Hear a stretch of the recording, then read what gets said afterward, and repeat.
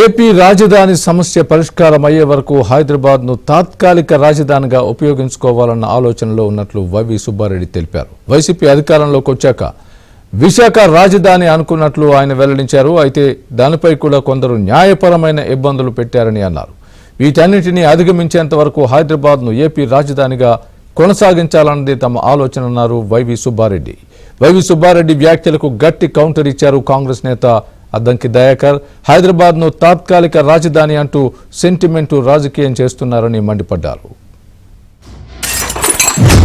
మేము మా ప్రభుత్వం వచ్చినాక గత 5 ఏళ్లలో చిత్తశుద్ధితో రాజధాని నిర్మాణం చేసే స్తోమత మనకు లేదని చెప్పి అన్ని విధాలా అభివృద్ధి చెందిన నగరం విశాఖని ఎగ్జిక్యూటివ్ క్యాపిటల్గా పరిపాలనా రాజధానిగా చేద్దామని చేస్తే కొన్ని న్యాయపరమైన ఇబ్బందులు సృష్టించారు. న్యాయపరంగా ఇబ్బందులు కూడా ఎదుర్కొంటున్నాం కూడా ఈరోజు.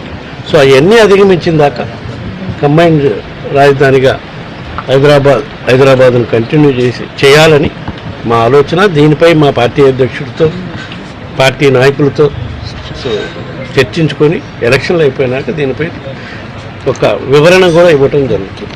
ఎందుకంటే విశాఖ రాజధాని వచ్చేసి ఉంటే ఇప్పటికీ ప్రాబ్లం లేదు, కాలేదు. ఇది ఎప్పుడు కార్యసాధన చేస్తామో తెలియదు, న్యాయపరమైన చెప్పులు ఎదుర్కొంటున్నాం కాబట్టి. అవి వచ్చేంత వరకు ఈ స్టేటస్ అన్న కంటిన్యూ అయితే, కంబైన్డ్ క్యాపిటల్గా హైదరాబాద్ కంటిన్యూ అయితే మనకి హైదరాబాద్లో హక్కు ఉంటుంది, హైదరాబాదు రాజధానిలో మనకి ఇదిగా ఉంటుంది కాబట్టి అని ఒక ఆలోచన. దానిపై మళ్ళా మా గౌరవ ముఖ్యమంత్రి గారితో ఇప్పుడు సమయం కాదు, ఎలక్షన్ అయిపోయినాక చర్చించుకొని ముందుకు పోవటం జరుగుతుంది.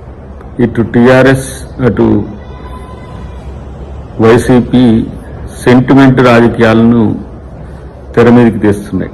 కృష్ణా రివర్ బోర్డుది, తర్వాత ఇప్పుడేమో రాజధాని కొనసాగింపు అనే అంశం సుబ్బారెడ్డి గారి నోట రావడం అనేది సెంటిమెంట్తో నెక్స్ట్ ఎలక్షన్స్ను, అటు ఎంపీ ఎమ్మెల్యే ఎలక్షన్స్ను ఆంధ్రప్రదేశ్లోను, ఇటు తెలంగాణలో తన సహజ మిత్రునిగా ఉన్న కేసీఆర్కు ఉపయోగపడే విధంగా మరి రాజకీయాలు నడవడం అనేది మాత్రం చాలా హాస్యాస్పదం. ఎందుకంటే ఆంధ్ర తెలంగాణ ప్రజలు విడిపోయినా చాలా ప్రేమగా కలిసి ఉన్నారు. ఆ 3 రాజధానుల వాళ్ళ రాజకీయ ముఖ చిత్రం అనేది ఫెయిల్యూర్ అయింది. అందుకనే ఇప్పుడు ఈ కొత్త డ్రామాకు తెరలేపింది.